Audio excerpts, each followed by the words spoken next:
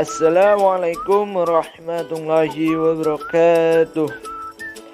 Hak-hak anak dalam Undang-Undang Dasar 1945 dan Keputusan Presiden Nomor 28 Tahun 1990 tentang pengesahan Convention on the Rights of the Child dipresentasikan oleh kelompok 5 atas nama Eti Khofifatul Hikmah, Muhammad Febrianto, Alvina Damayanti, dan Muhammad Tengku Rafli Pakpahan.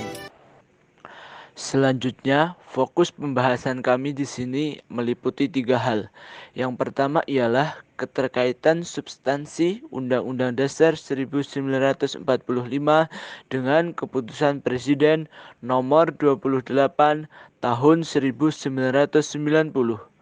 Kemudian yang kedua, beberapa peraturan perundang-undangan di Indonesia yang merujuk pada Undang-Undang Dasar 1945 dan Keputusan Presiden Nomor 28 Tahun 1990 serta beberapa implementasi dari pasal-pasal tersebut di dalam masyarakat, baik yang telah terpenuhi ataupun yang belum. Undang-Undang Dasar 1945 dengan Keputusan Presiden Nomor 28 Tahun 1990. Keputusan Presiden Nomor 28 Tahun 1990 tentang pengesahan Convention on the Rights of the Child atau Konvensi Hak-Hak Anak adalah suatu keputusan Presiden mengenai ratifikasi Konvensi Hak Anak yang dideklarasikan oleh Perserikatan Bangsa-Bangsa. Konvensi Hak Anak adalah suatu perjanjian atau dokumen yang disahkan oleh Perserikatan Bangsa-Bangsa pada 20 November 1989 dan mengikat secara yuridis ataupun politis di antara berbagai negara yang menyetujui konvensi tersebut, di mana konvensi ini mengatur hal-hal yang berhubungan dengan hak-hak anak. Substansi pasal yang sesuai antara Undang-Undang Dasar 1945 dengan Keputusan Presiden Nomor 28 Tahun 1990 ada dalam beberapa hal.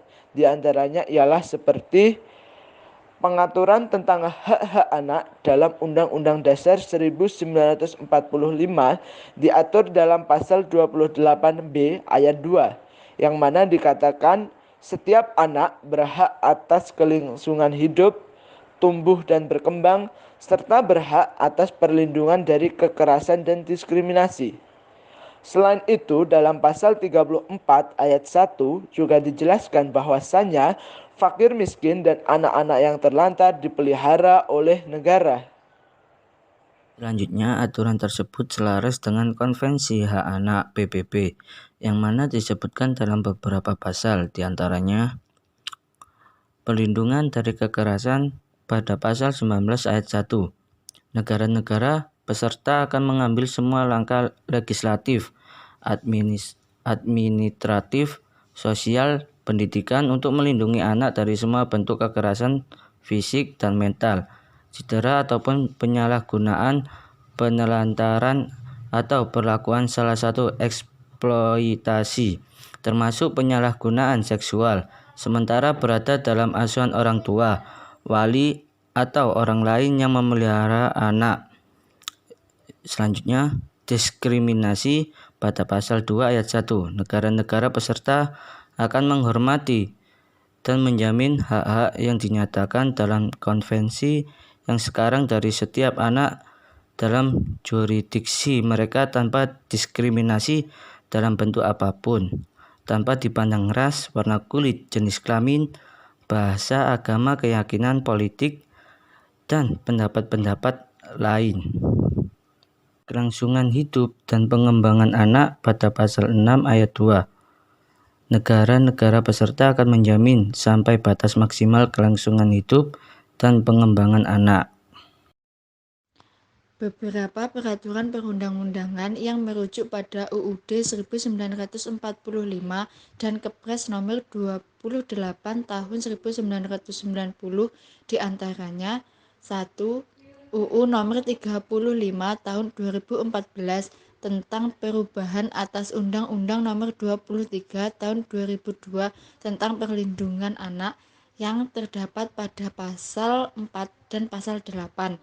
Yang kedua yaitu Peraturan Pemerintah Republik Indonesia Nomor 59 Tahun 2019 tentang penyelenggaraan koordinasi perlindungan anak yang dijelaskan pada pasal 1 poin kedua dan pasal 1 poin kelima. Yang ketiga yaitu Peraturan Presiden Republik Indonesia Nomor 75 Tahun 2020 tentang pelaksanaan hak anak korban dan anak sanksi yang dijelaskan pada pasal 2, pasal 2 poin A, pasal 2 poin B. Yang keempat yaitu Peraturan Menteri Negara Pemberdayaan Perempuan Republik Indonesia tentang Pedoman Pelaksanaan Perlindungan Anak yang terdapat pada pasal 2. Selanjutnya yaitu beberapa implementasi dari pasal-pasal di atas dalam masyarakat yang telah terpenuhi, di antaranya yaitu seperti hak anak atas kelangsungan hidup. Bisa dikatakan pasal tersebut telah terpenuhi dengan penyediaan berbagai hal oleh pemerintah seperti pengetahuan mengenai kehamilan dan tumbuh kembang anak serta penyediaan berbagai fasilitas kesehatan serta tenaga kesehatan. Kedua, hak anak atas pendidikan seperti wajib belajar 12 tahun, biaya pendidikan bagi anak-anak yang nggak mampu melalui berbagai program beasiswa, BOS, KIP, kuliah, dan lain-lain, serta pemeliharaan anak terlantar oleh negara melalui dinas sosial, berbagai yayasan ataupun lembaga amal.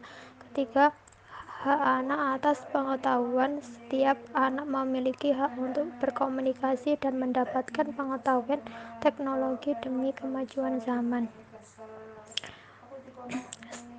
Kedua, sedangkan beberapa ketentuan dalam pasal-pasal di atas yang belum terpenuhi, diantaranya ialah seperti perlindungan dari diskriminasi dan kekerasan terhadap anak nampaknya belum terimplementasikan dengan baik dalam masyarakat, seperti laporan Menteri Perlindungan Perempuan dan Anak bahwasanya dalam 3 tahun terakhir angka kekerasan pada anak meningkat, yaitu 2019 dari 11.057 sampai meningkat 14.517 pada tahun 2021.